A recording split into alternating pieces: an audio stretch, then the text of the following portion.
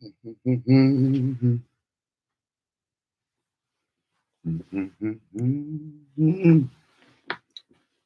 Shalom. What up? I'm ready to cut up. Shalom, everybody. What's going down, man? Welcome back to the next episode of Reading with SHILO. What's up, it's SHILO, man? I'm out here. What's the business? How y'all doing today? I hope everybody doing wonderfully today. Man, it's cold where I'm at, man. It's cold. Cold. Damn near 30-something degrees where I'm at. Well, what is all gravy, man? We are here to jump into the rest of chapter 9 in the Medical Apartheid by Miss Harriet A. Washington. The dark histories of the medical experimentations on Black Americans from colonial times to the present is what we're reading. And award-winning book, man, full of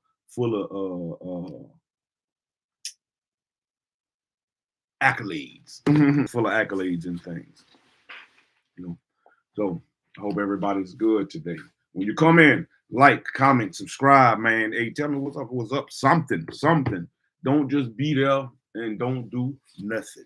Say what's up. Say what's up. Say what's up. Hit the chat. Hit the chat. Hit the chat. Say what's up. That should be good enough. That should be good. Like dangling down. Hit the chat and say what's up. Where you watching from? It's Friday. It's almost a Sabbath. Oh, getting close. It's almost a Sabbath. So I hope y'all ready tomorrow. We'll be doing the Sabbath reading where we'll be continuing in First Kings.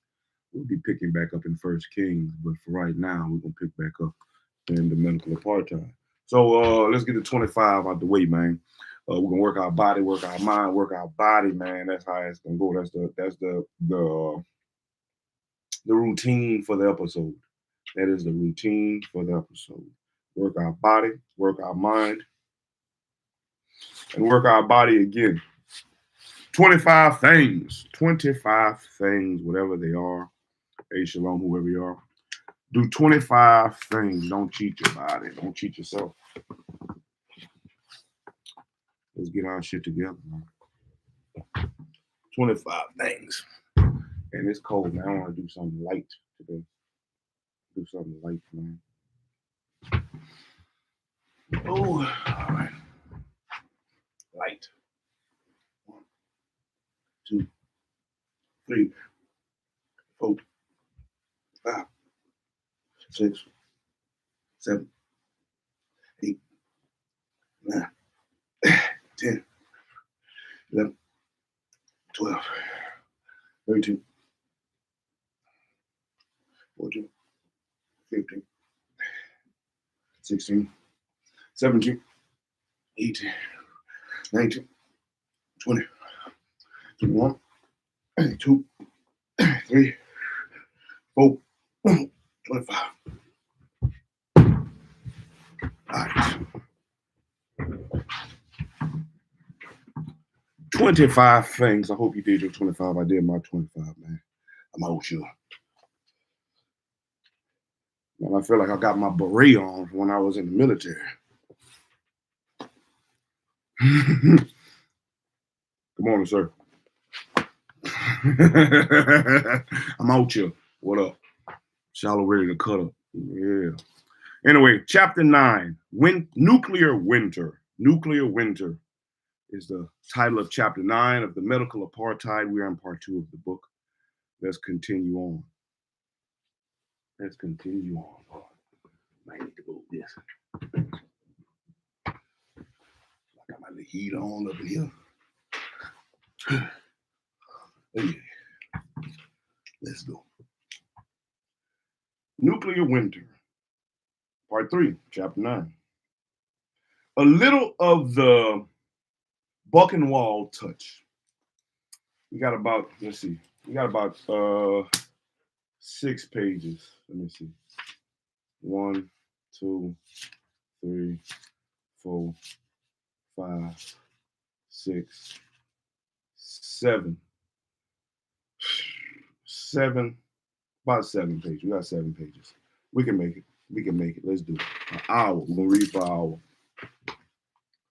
7 pages. A little of the Buchenwald touch. The United States also chose to seek Nazi expertise. And in 1945, the U.S. State Department, Army Intelligence, and the OSS, the immediate forerunner of the CIA, recruited former Third Reich scientists, granting them immunity, jobs, and new identities in a resettlement program for Nazi scientists. It was named Operation Paperclip for the mode of identifying potential recruits. A simple paperclip placed on each of their dossiers. And in exchange, the State Department asked that the scientists resume their old habits, working on secret, non-consensual research projects, many of which exploited patients, but this time throughout the United States. And many scientists, from rocket pioneer Dr. Werner von Braun to former Gestapo chief Klaus Barbie, the butcher of Lyon, entered the country underneath the aegis of Operation Paperclip. Between 1951 and 1956, my bad, I didn't realize that, Operation Paperclip is, this is venturing off into another area for me because Operation Paperclip goes back into a lot of conspiracy theories, if for people who follow and watch or try to keep up with conspiracy theories and stuff like that. Operation High Jump, Operation Paperclip, Operation Blue Beam. It's quite a few governmental operations that this is jumping into, which I find kind of, I didn't think it was going to go in that direction. Even with thinking about the nuclear stuff when I heard Oppenheimer, I didn't think about it. That's crazy. Between 1951 and 1956, for example, German physiologist and former Nazi Herbert Gertzner supervised the total body irradiation, TBI, project of 263 cancer patients at MD Anderson Hospital for Cancer Research in Houston. And controversy of courtesy of Operation Paperclip. Gertzner irradiated the entire bodies of 30 of the hospital's 263 patients, whose ethnicities were not specified. The irradiation destroyed their bone marrow, resulting in fatal anemia and other complications. The patients died rapidly, and the hospital abandoned the experimental approach. And in a 1950 memo to senior AEC staff, Dr. Joseph Hamilton warned that radioactive experimentation on the unwitting was unethical and illegal. A fluting of the recently adopted Nuremberg Code of 1947, and among other tenets, the code required that all human subjects be fully informed of experiments conducted on them, that animal studies be done first, and that no tests be conducted that might harm human subjects. Hamilton warned that the public would be outraged to find American scientists engaged in the very research for which American military lawyers and physicians had condemned the Nazis, as admittedly this would have a little of the Buchenwald touch.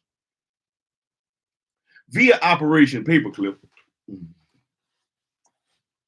the government supplied American hospitals and clinics with 700 Nazi scientists because the scientists conducted so many desperate studies, all in secret, and no racial breakdown of the Operation Paperclip subjects is possible. By 1947, the AEC, Colonel E.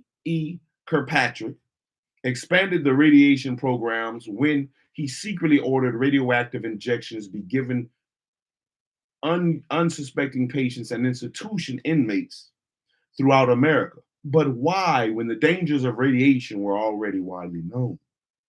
My father, Elmer Allen, was injected with plutonium a year and 11 months after the bombing of Hiroshima and Nagasaki.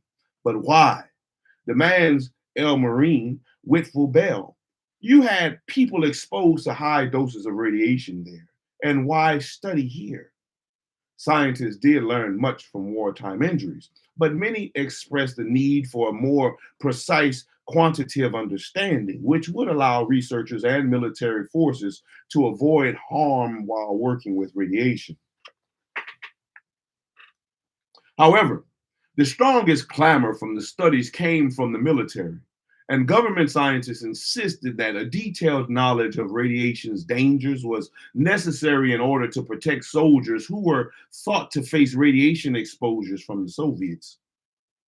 Now, Robert Stone, for example, cited an underwater atomic detonation as a part of Operation Crossroads in 1947. When radiologists could not reach a consensus about the exact radiation doses that would produce illness in the exposed humans. Experimentation was necessary to settle these questions once and for all, and animal experts were thought inadequate. As Lawrence Altman's fascinating book, Who Goes First?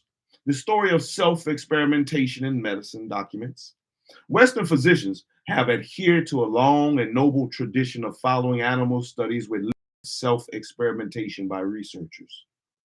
This tradition may not always have been prudent, but by testing substances and or procedures on themselves before experimenting with appreciable numbers of human subjects, doctors symbolically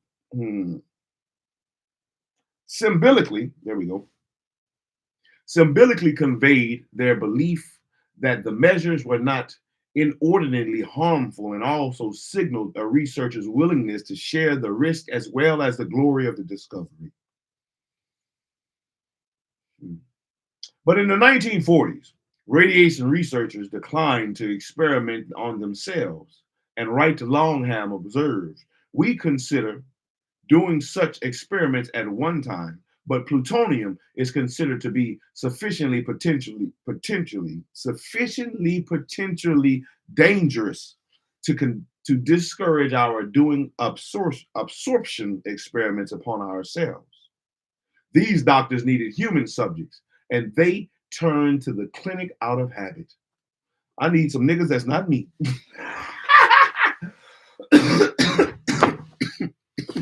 That ain't that a bitch. I need some people that's not me. You know, experimentation is wonderful and all, but I'm not doing it on me.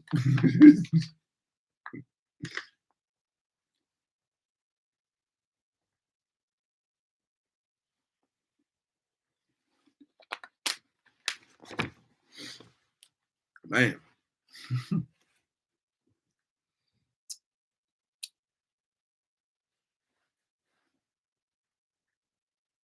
But by what ethical rules were the government scientists bound when exposing unwitting patients to dangerous radiation? Robert Stone, the same doctor who crowed about injecting the nigger truck driver, Mr. K.E. was his name, was a passionate advocate of human experiments, and he offered a elegantly written set of ethical guidelines. He suggested that using only the moribund, prisoners serving life sentences, military personnel, and terminally ill cancer patients was morally acceptable. So in hospitals, schools, and other institutions across the nations, doctors administered exposures to plutonium, X-rays, gamma rays, that's what I'm thinking of Hulk when I heard gamma rays, and radium that far exceeded established tolerance limits. Each time, they claimed to be using subjects in Stone's categories. But as we have seen, Stone and others stretch his morally acceptable categories, casting Cade, Allen, and other hardy but uninformed subjects as frail or terminally ill for the sake of convenience.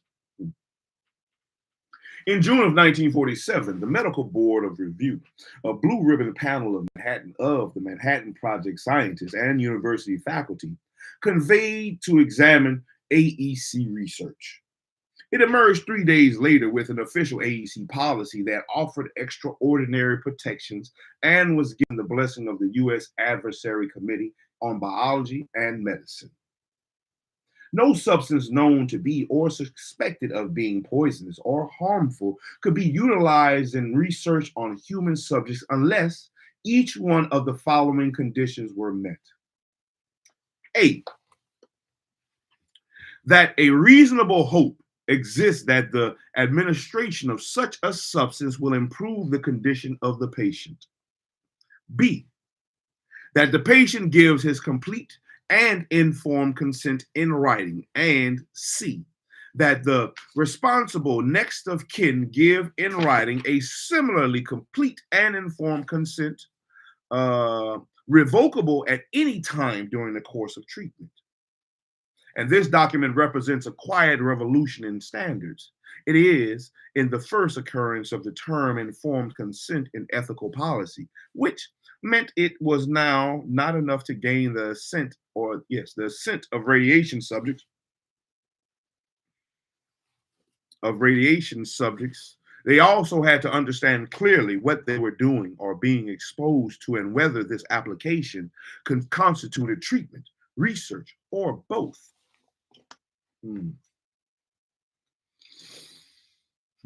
However, there is even more in the EAC policy, and the requirement that the next of kin also give consent was truly progressive. It was important because many of the subjects were too desperate, too poorly educated, or too poorly informed to appreciate what their doctors proposed to do to them. And abusive experiments of the post-war era are often excused on the grounds that critics are wielding present-day standards to judge decades-old research. But this 1947 policy demonstrates that such abusive experiments were as morally unacceptable in their time as they are in ours. Unfortunately, the sweeping protections of the AEC policy were not widely distributed, and scientists routinely flouted their own policy. Stone and his colleagues cited military expediency as the justification for involuntary medical experimentation. But with the exception of the AEC physician, Shield Warren, they did not seem to realize that they were invoking the same justification that Nazi doctors used in conscripting prisoners and concentration camp victims with horrific experimental exposures. Shield Warren, 1950, that it's not long since we got through trying Germans for being exactly the same thing. And in October of 1952, the United States Armed Forces Military Personnel Center, the AFMPC, decided to adopt the 10 rules of the Nuremberg Code on the advice of Pentagon personnel lawyer Stephen S. Jackson. In 1953, Secretary of Defense Charles Wilson issued a memo that established the Nuremberg Code of Defense Department, the DOD. I didn't know that's what it was. The DOD policy. Wilson now required experimental subjects to sign an informed consent statement setting out the nature, duration, and purpose of the experiment, and the method and means by which it is to be conducted, all inconveniences and hazards reasonably to be expected, and effects upon his health or person which may possibly come from his participation in the experiment. Man, this made me think about when I was in the Army, and it was some stuff I could opt out of. You know, these things seemed like the things that were happening to me when I was in the military. Especially when we're getting ready to go to Iraq or we get ready to deploy, you know, you got to get all these different shots, anthrax and all this other shit. And this stuff is not really all, you know, they say it's tested, but I feel like it's still being tested. And we are still some of the human experiments. Now, I don't know to this day what any of these shots or any of these things that I may have been ejected with, some that I, you know, denied. And maybe I got away with denying them. You know, maybe I lucked up. I don't know. We'll see in years to come. Uh, but a lot of this shit, man, what I was told when I joined the military, I was told never volunteer for anything. Never volunteer for anything. Otherwise, you're gonna be on the Captain America and Incredible Hulk experiment, and you might not make it.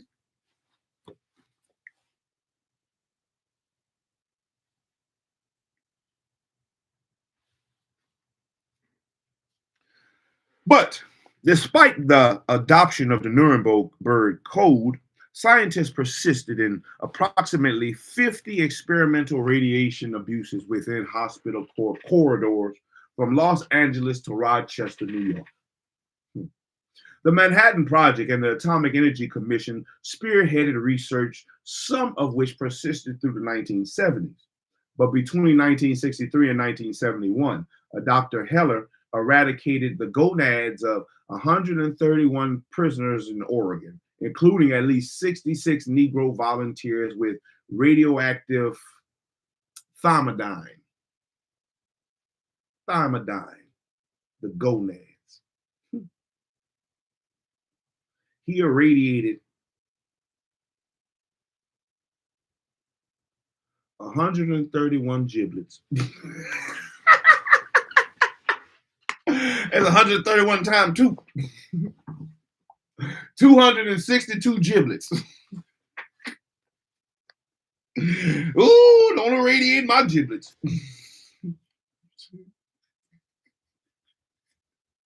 Not my chicken tenders.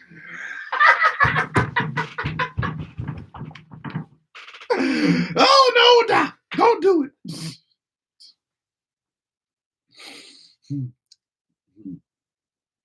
Vanderbilt University physicians administered radioactive cocktails to pregnant women in Nashville. The University of Chicago fed the radioactive elements strontium and cesium to 102 unwitting patients at state schools. Damn, you can't even eat free lunch no more. Damn, what they gave me at free lunch. One Dickensian institution, the Fernald School of Waltham, Massachusetts, added radioactive oatmeal to the menus of 30 orphans in a program sponsored by the AEC, with the support of the Quaker Oats Company. Ain't that a Quaker? Oh, Quaker. I might have to get rid of all my Quaker Oats. All these things that I'm reading are flooding images into my mind. The image of man, what's this little white boy, man? Tom Swift. Is it Tom Swift? More, sir, more. All these old videos or movies where they were serving oatmeal or porridge, pottage, some type of meal type of shit, man. To think that these things could have had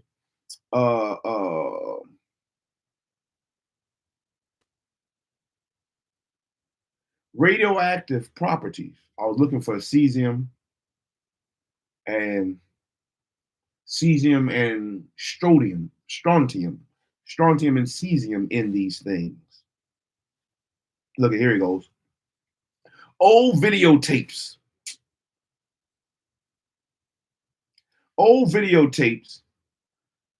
reveal that some of these funeral boys were African American, but no records with racial identifiers were ever released. When victims died, government scientists obtained their bodies and autopsied them carefully, measuring the levels of radioactivity and biological damage. To enable large numbers of these grim assessments, at least 15,000 bodies were exposed and collected for one project alone, Operation Sunshine. Until the mid-1980s, and without the knowledge of patients or their next of kin, this program shipped the bodies and body parts of radiation experiment victims to be dissected at the headquarters in Los Alamos, New Mexico. What they doing is dirty. They doing is dirty. Between 1960 and 1972, University of Cincinnati radiologist Eugene L. Sanger, MD, directed experimental high-dose TBI on a total of 200 cancer patients, of whom 150 were Black.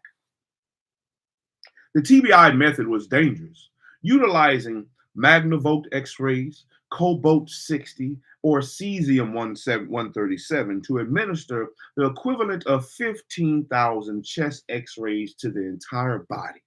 And patients typically received from 100 to 400 rads. A rad is a unit of absorbed radiation with complex definition. 150 rads, a common TBI dosage, is equivalent to 400 mammograms. I thought a mammogram was just a feel, like I thought they felt for a mammogram. I didn't know that they put you in they did like an X-ray on your titties. I didn't know that. If they do, if there's a woman in here, let me know in the comments. Is that what they do? Do they take an X-ray of your titties? Or is it just because I've always been told that it's a feeling. They probe and prod for the lumps that they may think is breast cancer. And if they do X-rays, does the X-ray, from reading this would be the next question, is the X-ray hurting you? Is the X-ray itself what's giving you or what's causing the breast cancer?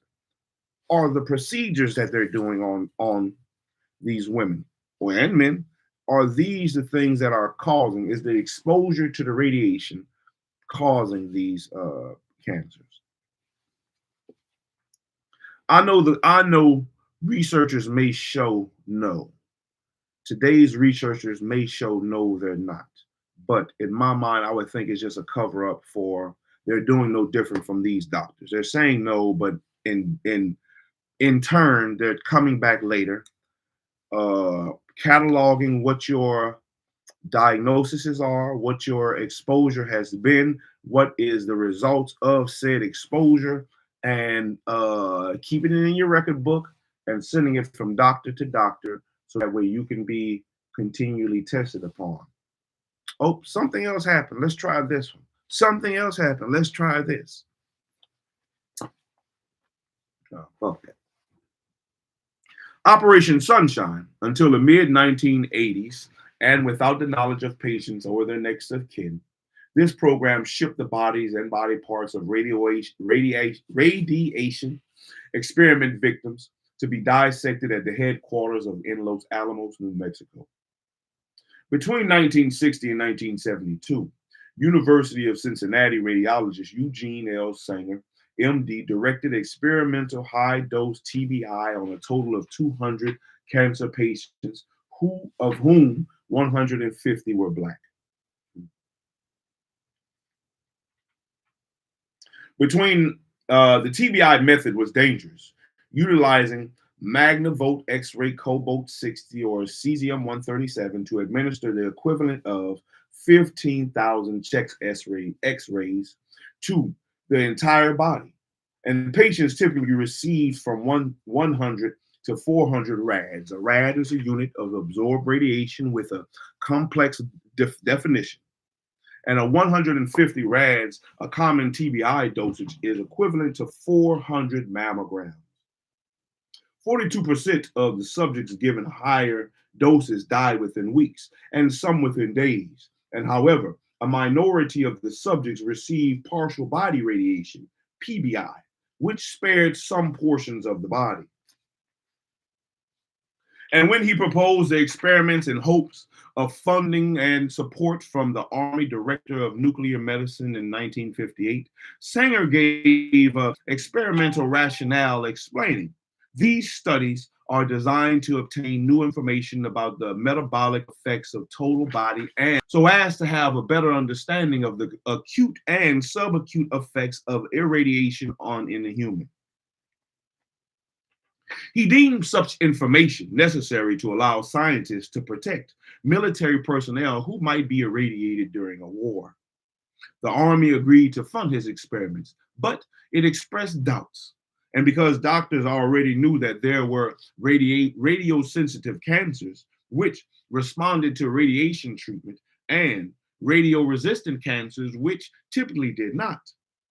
By the 1940s, TBI was found effective against some radiosensitive cancers, which were disseminated widely throughout the body, such as leukemia and lymphoma, but not against the localized radio-resistant cancers that Sanger studied.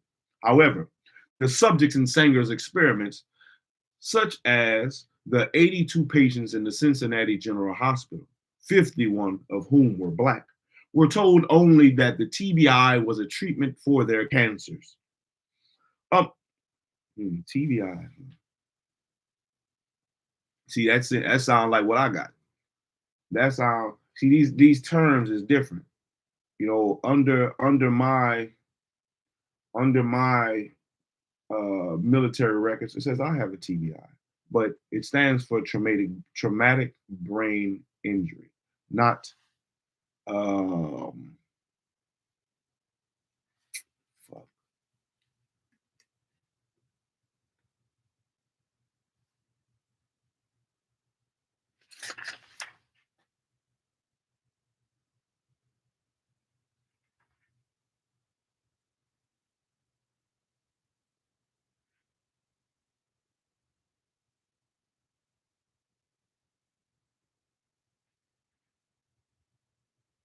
Traumatic brain injury.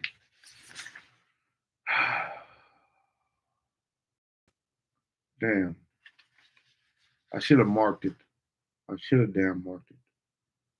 Oh, there we go. I'm gonna mark it now. TBI, total body irradiation.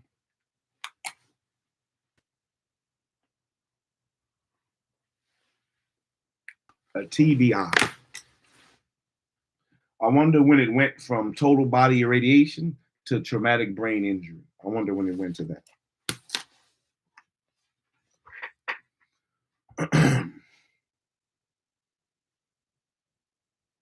They say I got mine when I got hit with IED when I was in Iraq.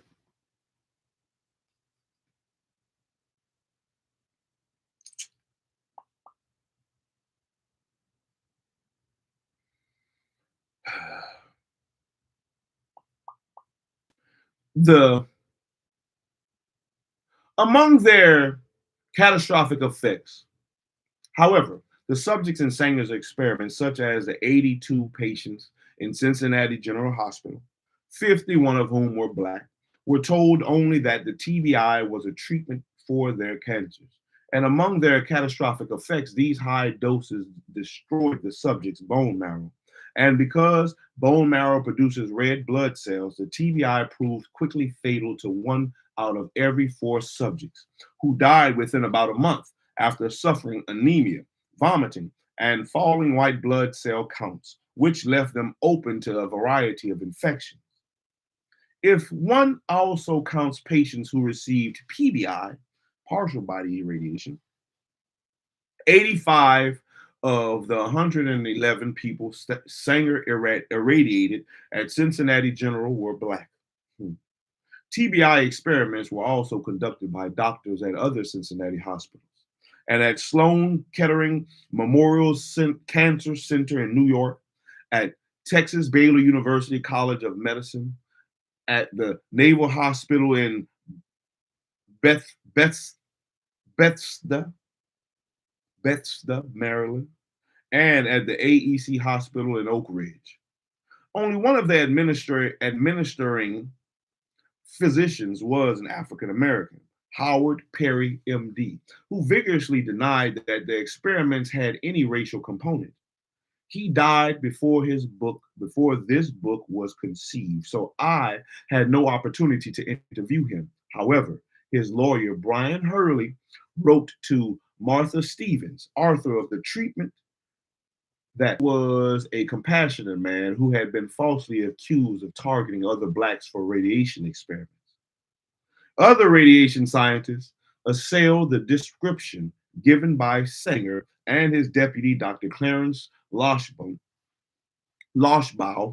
of TBI for radio-resistant cancers as therapy, and insisted that his experiments were too dangerous. Now, Carl Morgan, who had considered Sanger a friend and had worked with Loshbo at Oak Ridge, said in 1994, "I think the case of Clarence Lushbo's treatment of humans as guinea pigs and Eugene Sanger at the Hospital of Cincinnati are some of the most terrible human studies I have ever heard, other than those that took place in Germany and a few in Japan during the war." Now, Sanger at first insisted that to the AEC interviewers in 1994 that unwritten informed consent had been unnecessary for his experiments. And later, Cincinnati General produced consent signatures for TBI subjects, but the subject survivors questioned them. For example, Gloria Nelson, the granddaughter of subject Amelia Jackson, pointed out that a signed consent form was produced for her grandmother's file, but that Jackson had never learned to read or write. And Dr. Eugene Sanger stated that in congressional hearings that race, IQ, or socioeconomic standings were not selection factors. And officially, he explained that the racial disparity by saying reflected the racial component of the hospital populations where they worked. His testimony, however, is contradicted by his research partner, Clarence Lushbo, who explained in 1995 that they chose slum patients because these persons don't have any money, and they're Black and they're poorly washed. These persons were available in the University of Cincinnati to Dr. Sanger, and I did review what he was doing, and I thought it was actually well done. Dusty foot. In 1972, Sanger's TBI project ended when the DoD cut fundings for them, and after the university had accrued more than $850,000. Now, Sanger no longer referred to his work as investigative. He defended his experiments as cancer treatments and pointed out that such radiation treatments are used today for cancer treatment. They are used in extreme cases, but today's irradiations, including bone marrow transplant, bear little resemblance to the experiments carried out by Sanger. Today's procedures are therapeutic and reserved for those whose cancer is widely spread and non-responsive to other methods. Because the irradiation destroys the bone marrow, marrow for transplant is acquired from reinfusion after the procedure. And unfortunately, it is more difficult to match the bone marrow of African Americans who tend to have a richer complement of antibodies than do most whites, because we're superior. The superior has the richer.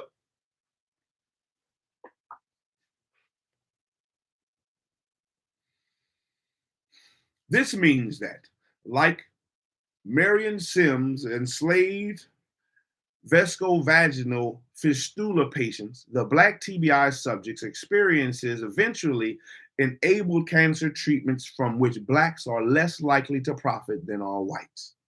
Moreover, Sanger's patients did not have to die to provide such information. Researchers have known, at least since 1956, that TBI destroys the bone marrow, but now they could calibrate the lethal doses more precisely. And Sanger, who was still a professor emeritus, what is that? Emeritus, it's gotta be Greek. Emeritus. Emeritus.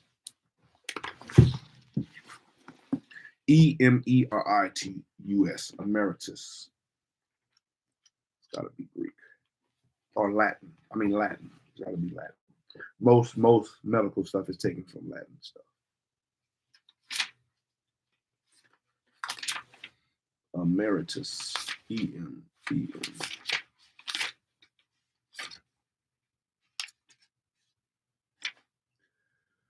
Emeritus.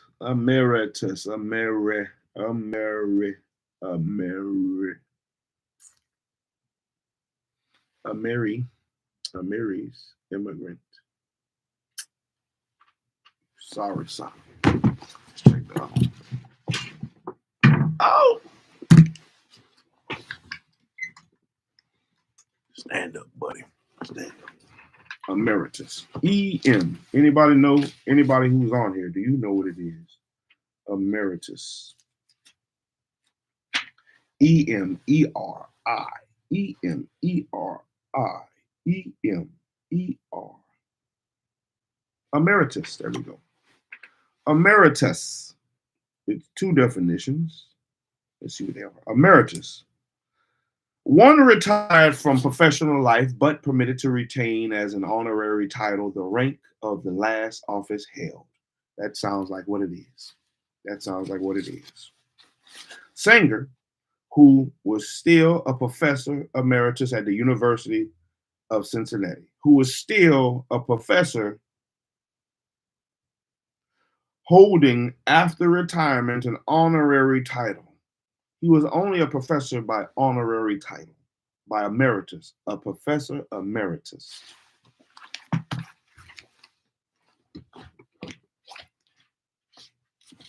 You ain't no real professor. They just call you that because you're hip. Sanger, who was still a professor emeritus at the University of Cincinnati Medical School as this book went to press, did not reply to my telephone interview request through the U.S. Press Relations Office or to emails in which I asked him to discuss his work. But in his public statements, he defends his research as therapeutic and consensual. The Venerable American College of Radiology agreed in exonerating Sanger of wrongdoing on the basis of his denials and by ignoring the rules that govern experimentation during his tenure as a DoD researcher. The trajectory of Sanger's medical career did not falter, and he never faced criminal charges. And Martha Stevens, a University of Cincinnati English professor, has written The Treatment, a comprehensive and unflinching history of the TBI test. Its chapters describe the long, bitter fight for justice that finally culminated in a $5 million 1999 settlement between 13 researchers and the subject survivors. The agreement also stipulated that the university would erect a permanent memorial naming the victims, and in June 2000, it complied by installing a small, curious, dated plaque labeled Dedication to the Patients of the Radiation Experimentation from 1973 to 1974. What a slap in the damn face. What a slap in the face. Somebody need to slap them for that little ass plaque. For all these people you killed, you put a plaque. You put a plaque up there.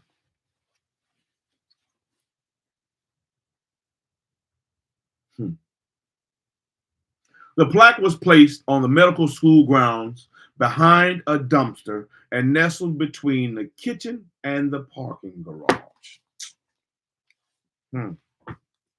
Look where they got us. Look where they got it at. If that ain't a dusty foot, man. That's a jive turkey. Some jive turkeys right there, baby. Jive turkeys.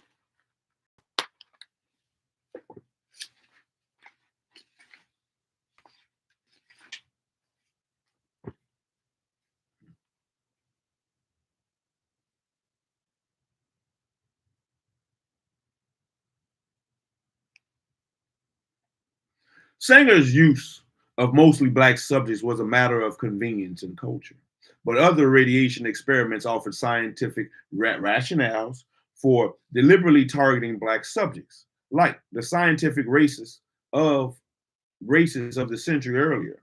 Investigators wished to demonstrate that Blacks would respond differently to radiation's medical dangers, and the design of such experiments required African American subjects. Many such experiments were conducted at the Medical College of Virginia, the MCV, How many of y'all go to them? How many people still attend this? And part of Virginia Commonwealth University. And between 1949 and 1960, the MCV was home to a secret metabolic laboratory whose principal focus was the Army's preparation for massive nuclear casualties. MCV was chosen in part because it was a heavily research-oriented school in the South, and the government had a particular interest in Black subjects. For example, one MCV experiment sought to determine whether radiation inflicted different degrees of damage on the skins of Black people than on that of whites. And in 1947, Everett Idris Evans,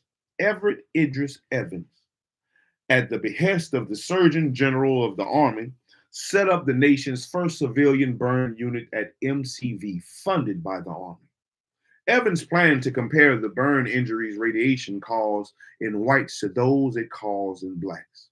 And some were charity patients who had been severely burned in accidents.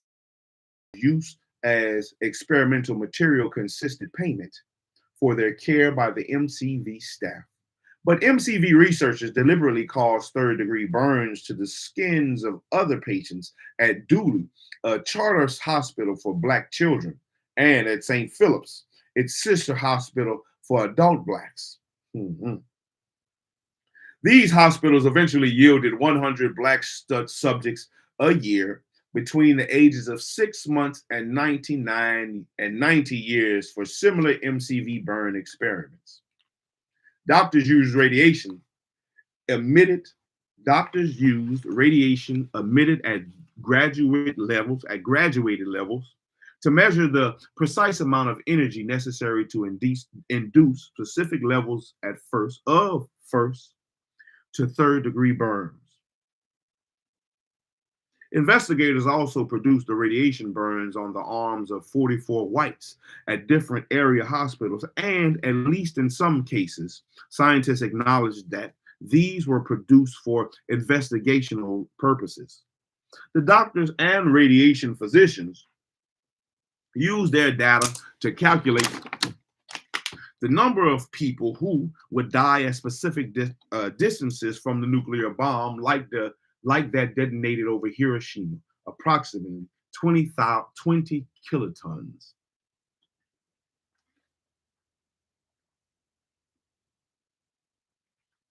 Now, Evans' team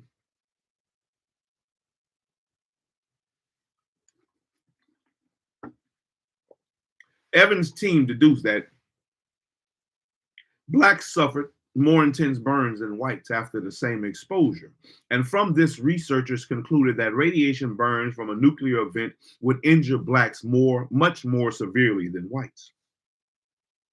Another experimental group of 460 Blacks and 770 white patients in the Medical College of Virginia was injected with a variety of radioactive substances, including phosphorus 32, without their consent. And Blacks made up 37% of these experimental subjects, nearly 4 times their representation in the population. Now, the AEC sponsored 15 other radiation studies on 300 Black patients at New Orleans Charity Hospital. The studies were conducted by Tulane University physicians. Oh, there you go, Tulane. And the most toxic of these experiments involved dispensing mercury in yet another study of desperate racial reactions to radiation. 22 Black patients were made to swallow radioactive mercury in order to calibrate its symptoms and the length of time the body took to excrete the toxic metal. In other Tulane experiments, doctors surreptitiously placed radioactive mercury upon the open sores that remained just after they had removed blisters from a dozen colored and 3 white patients in order to judge the metal's effects on healing times. They amassed no clinical meaningful data, And despite the MCV findings that blacks were more vulnerable to radiation burn damage, an illogical belief persisted among doctors and radiological technicians that African Americans could tolerate increased amounts of radiation than could whites without ill effects. Like the belief that blacks better tolerate pain than do whites. This stubborn myth gave license to conduct painful and dangerous experimental radiation practices. In 1968, consumer activist Ralph Nader complained to the Washington Post about the nationwide practice of giving Negroes 25 to 50% stronger X-ray doses than white patients. G.J. Tarleton, a professor of radiology at the predominantly black Meharry Medical College in Nashville, Tennessee, swiftly dismissed the claim as a fantastic charge. But California radiological technicians conducted a 1966 survey revealed that 72% of the state's X-ray technicians had opted on their initiative, had opted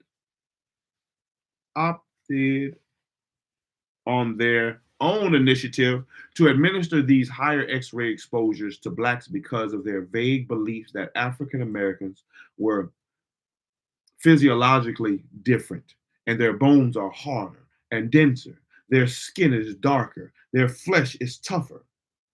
Physicians from the Public Health Service and the American College of Radiology denied ever issuing such advisories to doctors, but it was technicians, not doctors, who were making the experimental adjustments without citing their actions in the official medical records. And also, despite the denials, physicians were being taught to administer higher than indicated radiation doses to blacks. For example, in the 1963 edition of X-rays Technology by Charles A. Jacoby and Don Q. Paris, a standard textbook contained the charted recommendation that the standard radiation doses should be increased for Negro X-ray patients. And in 1968, a study commissioned by Bernard Goldman, the director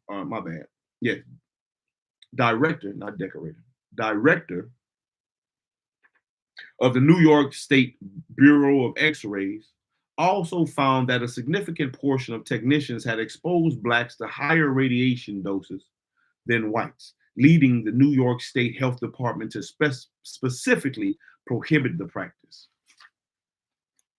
I'm tired of y'all turning the blacks on the 10 and y'all keeping the whites on the 1. Put them whites on the 10 too and see what it do. Anybody smell barbecue?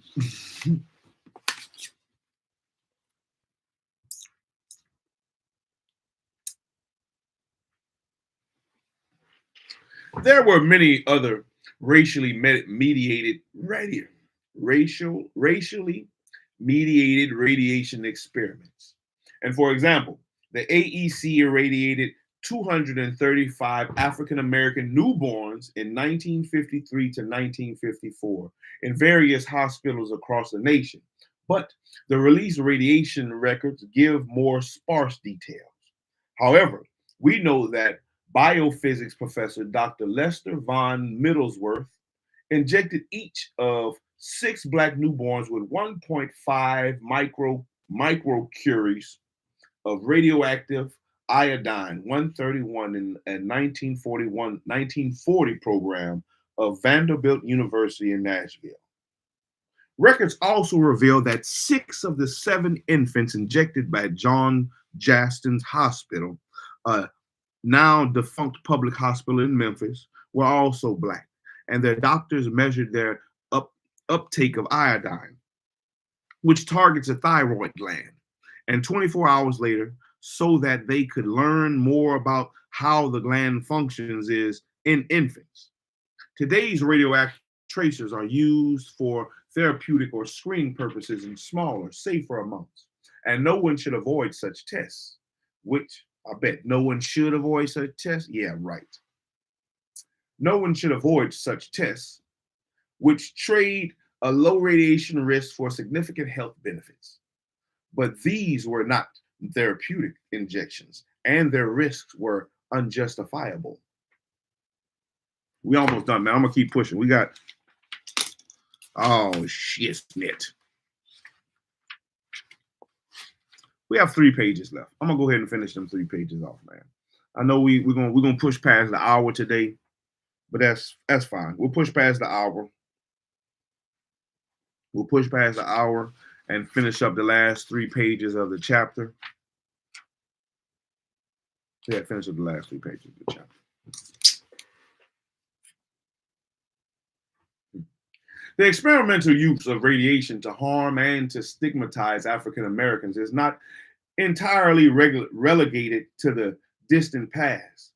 In 1978, scientists revisited an experiment that had been conducted between 1940 and 1959 at several sites, including New York University Hospital.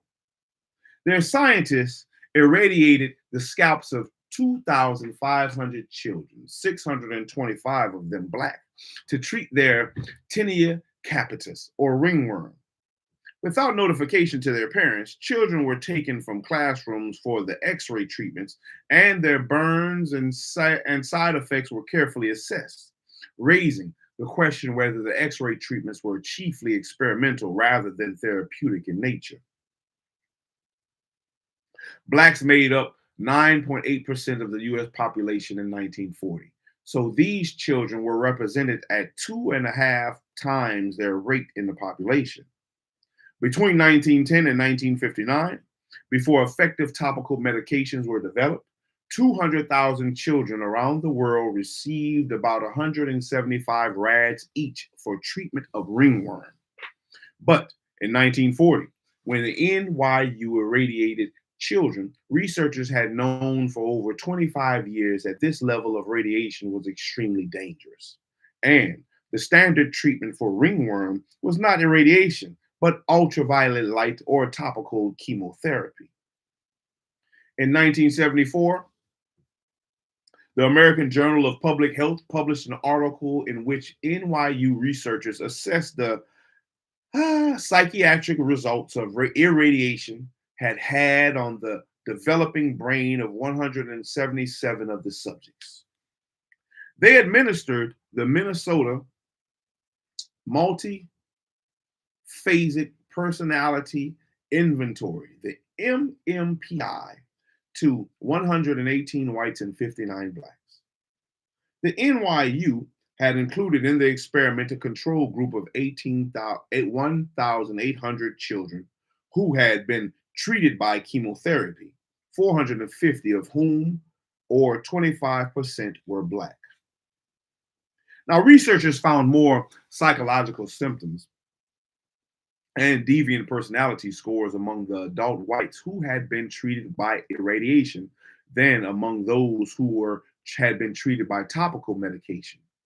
But they found that the radiation treatment treated Black subjects had no more psychiatric symptoms than medically treated Blacks. And this suggested to them that radiation levels that could cause brain damage in whites did not affect Blacks. And some researchers have suggested brain insults at birth have relatively less impact among Blacks on the risk of subsequent neuropsychiatric disorders than among whites, the article stated. This conclusion recalls both the baseline belief that higher doses of radiation were needed in Blacks to produce the same effects as in whites, and the previously discussed belief that some disorders such as syphilis and tuberculosis affect Blacks in a manner that spares their nervous systems and brains. However, investigators admitted to serious flaws in their experimental design, and the MMPI is ethnically biased and less sensitive in discerning pathology among African Americans. And also, researchers tested fewer than 10% of the original subjects, and this small sample size may also have distorted the results. We're almost there, man. We're almost there. Black body radiation. Black body radiation. Oh, we made it an hour. Black body radiation. One. We got 2 pages left. 2 pages left. Black body radiation. In more cases than not, the victims are African Americans. Your dealings with the majority of people of African American descent. My mother thinks it is a grand scale plan, insists El Marine with Whitfield Bell. Is she right? And for some radiation research programs, the racial breakdown has been obscured by the engineered atmosphere of deceit and secrecy. Even patients' names are missing and lost forever with case records. But all extant data indicate that a higher number of African Americans than whites were used in many clandestine radiation experiments.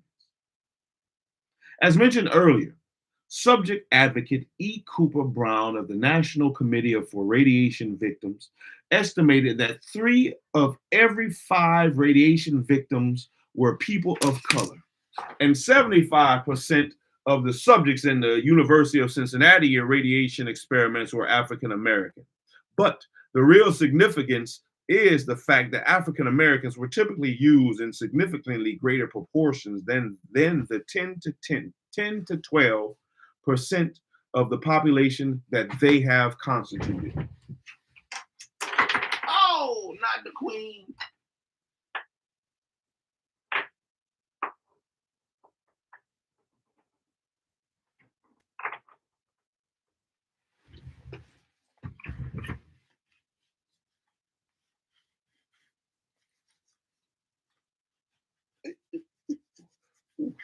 Ooh, good googly moogly. Yeah.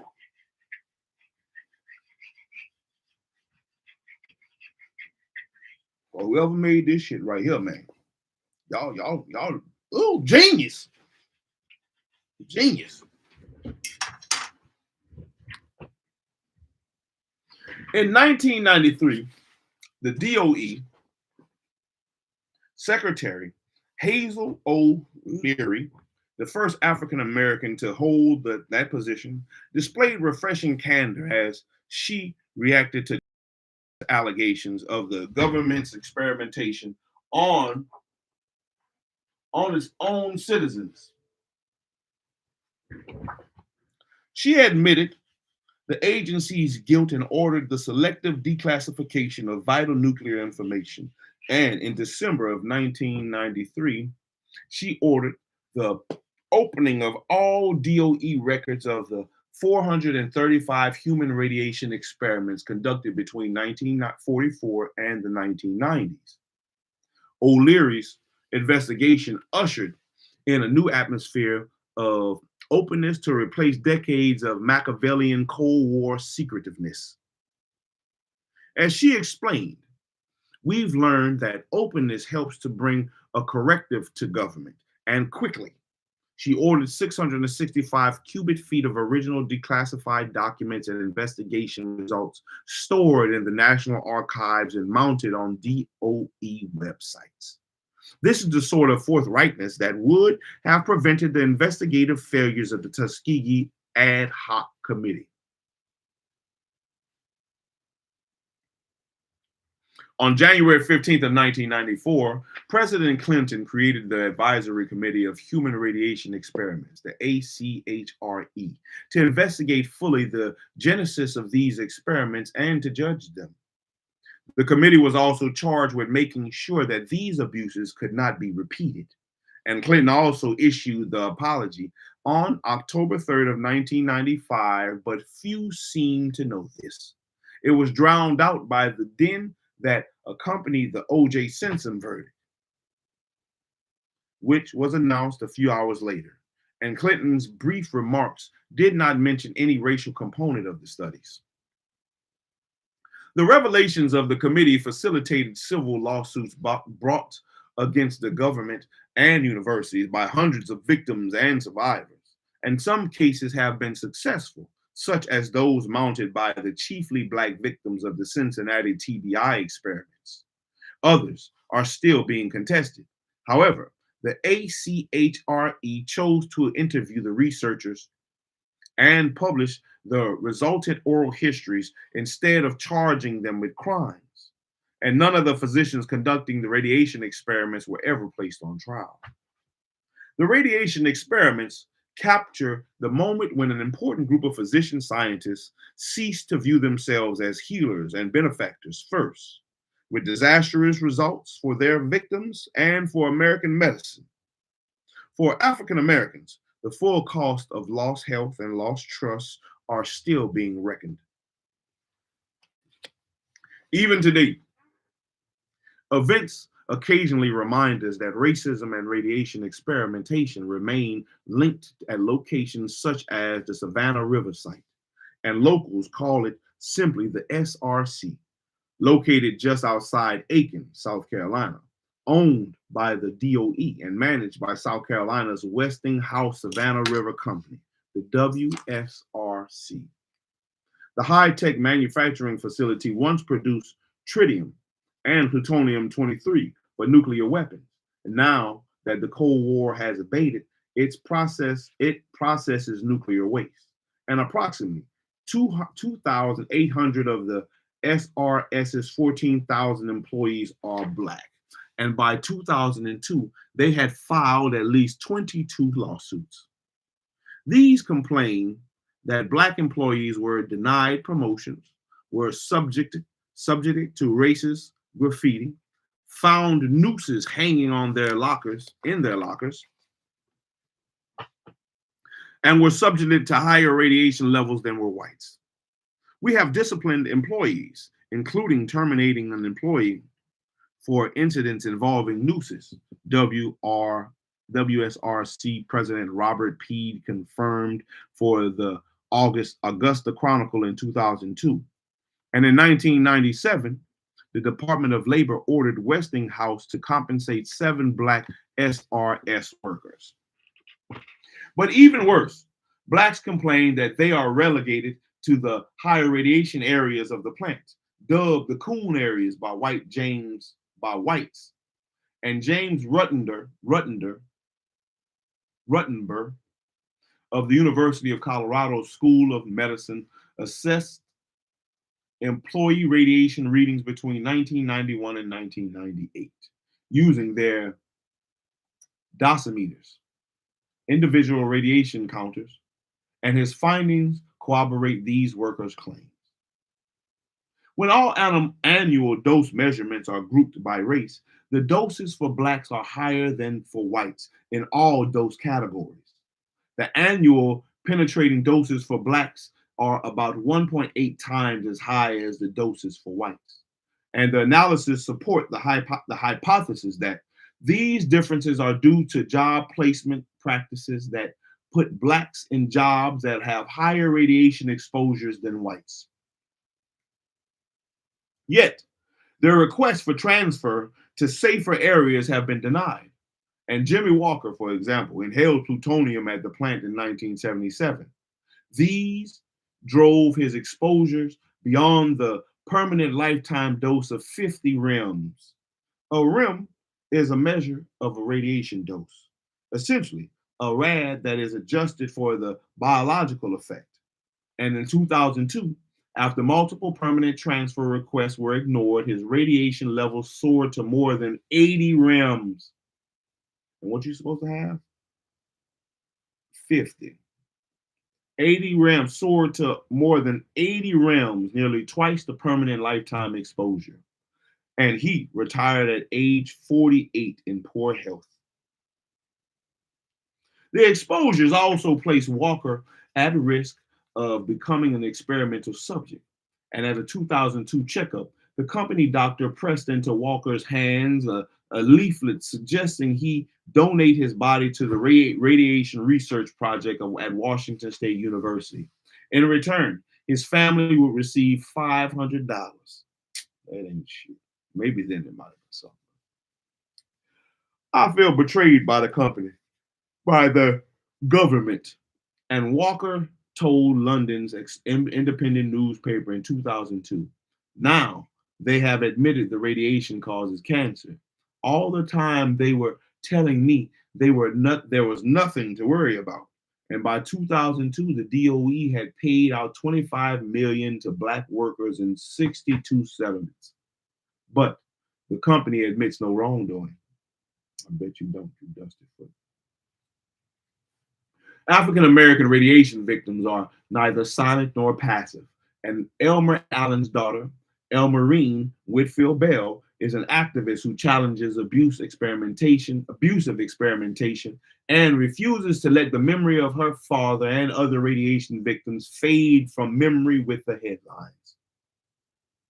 What I really want to come from this, Bell says, is some type of coalition of victims and survivors of radiation treatments and experiments, so that we can get together and really speak to the issue of the national and issue on a national and on an international basis. I'm determined that as long as I breathe, I will address the issue of radiation and how to eradicate this sort of experimentation from the earth. It will always be used against poor folk, and we have to do something. That was chapter 9. We have finished off chapter 9 and chapter 10, which we will most likely pick up on Sunday. Lord Spell Life Sunday or Saturday night. I'll probably do it Saturday night. Saturday night, Lord Spell Life will come back and pick up where we left off at chapter 10. Cage subjects. The research on Black cage subject. Research on Black prisoners. Excuse me. Oh, I think that's going to be a good one. A good one, too. I think that was going to be a good one, too. You know, which brings into the 13th Amendment or the 14th Amendment?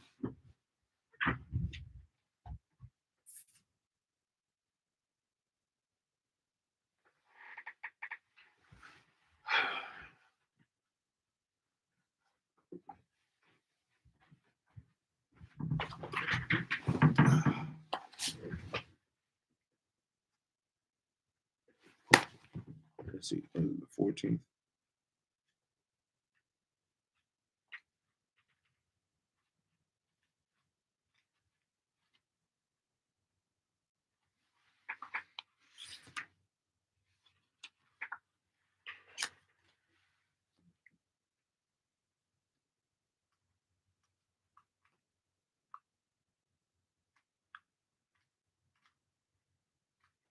There we go. Amendments.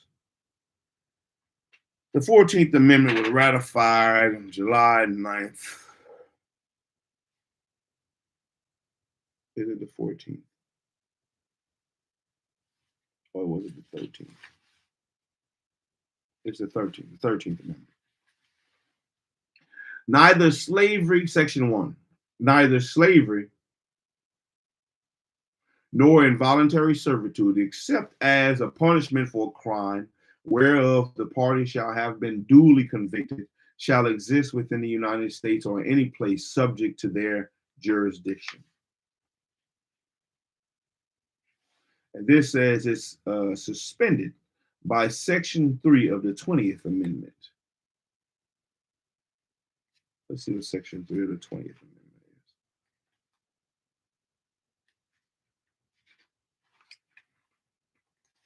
Section 3, let's see. If at the time fixed for the beginning of the term of the president-elect shall have died, the vice president-elect shall become president. And if a president shall not have been chosen, superseded, my bad, this says it's not suspended, superseded by Section 3. If at the time fixed for the beginning of the term of the president-elect shall have died, the vice president-elect shall become president. And if a president shall not have been chosen before the time fixed for the beginning of his term, or if the president-elect shall have failed to qualify, then the vice president-elect shall act as president until the president shall have qualified. And the Congress may by law provide for the case wherein neither a president-elect nor a vice president-elect shall have qualified, declaring who shall then act as president, or the manner in which one who is to act shall be selected, and such person shall act accordingly until a president or vice president shall have qualified. I don't understand how that supersedes. I don't know if it says it supersedes. See at the bottom down there, it says it supersedes.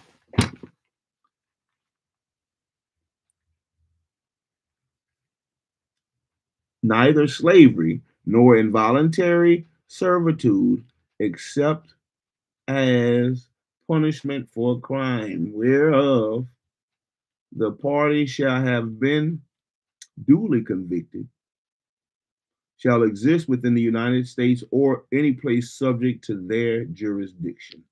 Superseded. I don't know if that goes to the next page, but superseded by Section 3 of the 20th Amendment.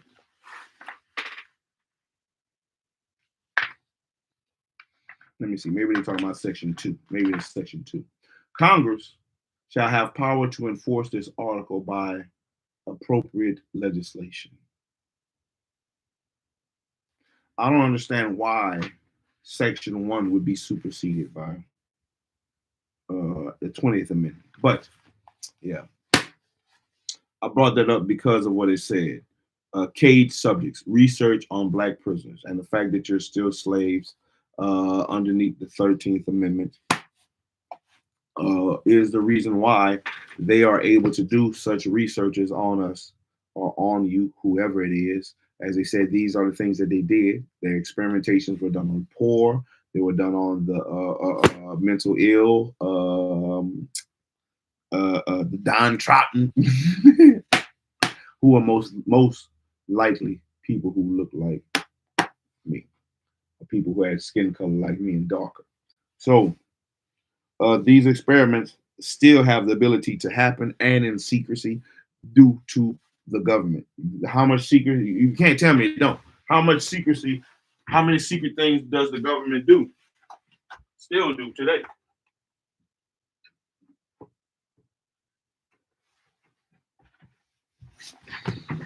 So, hey, it is what it is. But so don't go to jail. Don't get locked up because they won't let you out. And you might become experimentation. You might also become like not that long ago, it was a couple years ago, man. It's a couple of years ago, they were castrating men for less time.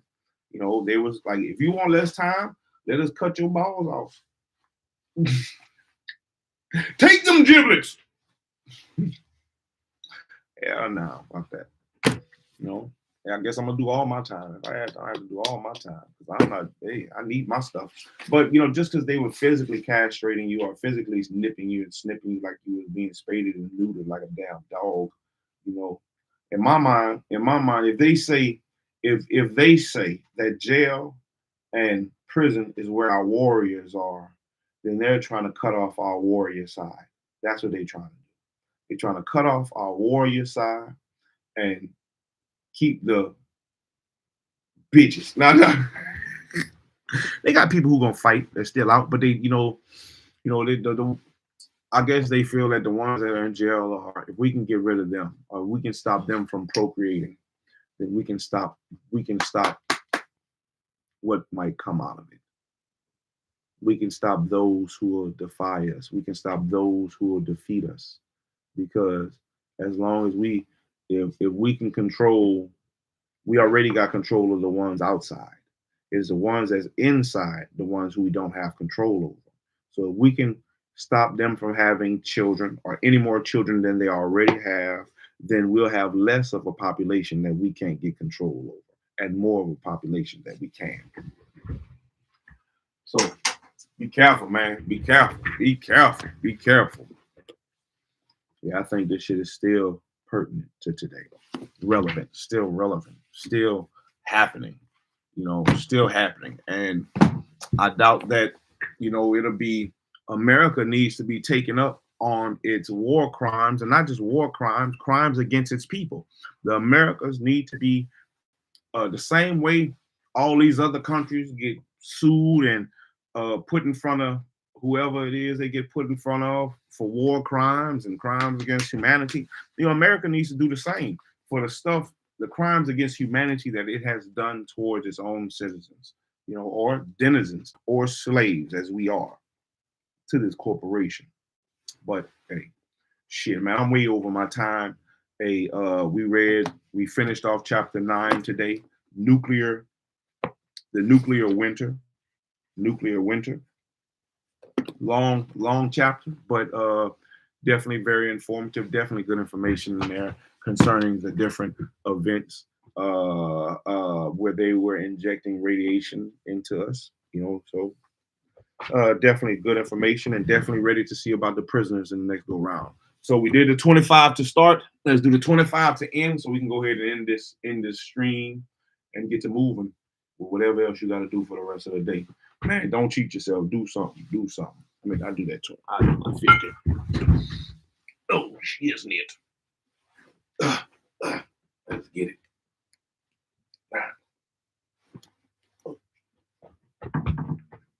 1, 2, 3, 4, 5, 6, 7, 8, 9, 10, 11, 12, 13, 14, 15, all the way up. 16, 17, 18, all the way up. 19, 20, 21, 22. Ooh wee! Oh, I fell on my head. 23, 24, 25. So that's it, man. 25 to start. We worked our body, worked our mind, we worked our body again, man. We on the road. We are on the road. We're definitely about halfway through the book. Where is it? You see, we about halfway. That look like the halfway point. That's what it looked like, the halfway point. Oh, shiznit. I'm out here doing my reading thing. Becoming destroyer of worlds with every book I read, baby. I'm out here. Yeah, we're doing good, man. We're moving along wonderfully. Hey, I'm happy with the consistency for sure of the shows we have been doing. We have been reading pretty much on a daily, sometimes twice a day. We're gonna continue to try to move in that manner. We're gonna continue to try to move with the work your body, work your mind, work your body, part. Hopefully you can continue with me and it'll help you just as much it'll help me. Remember, you have all that you need to succeed. Is if you can see, hear, think, speak, touch, walk, talk, you have everything you need to succeed. You need to build it and use it so that way you can succeed in your life. Use it. Read, do a reading every once in a while. I don't like to read, but shit, I'm reading. Because the things that they try to hide from us, we can find in these. Open up the treasures. Go search for the treasures. And I'm going to keep rolling. Through the sea of pages. Roll. I'm going to have all my shit going to be big from rolling in it. Shit. Roll through the sea of pages. And right now we rolling through the sea of pages of The Medical Apartheid by Miss Harriet A. Washington. And we are getting a good, we're about halfway to our destination, which is the end of the book. So we're going to keep pushing one book at a time, one episode at a time, one section at a time, one chapter at a time, one part at a time, one page at a time, one paragraph at a time, a little here and a little there until we find something that we can learn and grow from in each of these books and apply to our lives. So that way we can be better people today, tomorrow, than we were yesterday, yesteryear, Shit, man, we got changes to make. We got things to do. Get off your ass and let's make it happen, Captain. Shit, I'm out here. You be out here too. Shit, I'm out here. SHILO. Ooh, I'm out here, baby. Yeah, but that was today's episode, man. I appreciate everybody who stuck in for the whole ordeal. We got chapter 9 read. All praises. All praises. Chapter 9 was read. Catch me on the next go round. Like I said, the next go round, we'll be jumping into chapter 10 on the next episode of Reading with SHILO. We'll be jumping into chapter 10, Caged Subjects Hotel of the Medical Apartheid by Miss Harriet A. Washington. Remember, baby, seek and you shall find. Seek and you shall find. Shalom. I hope y'all have a wonderful day, wonderful rest of y'all day. Everybody, do something productive. Do something productive.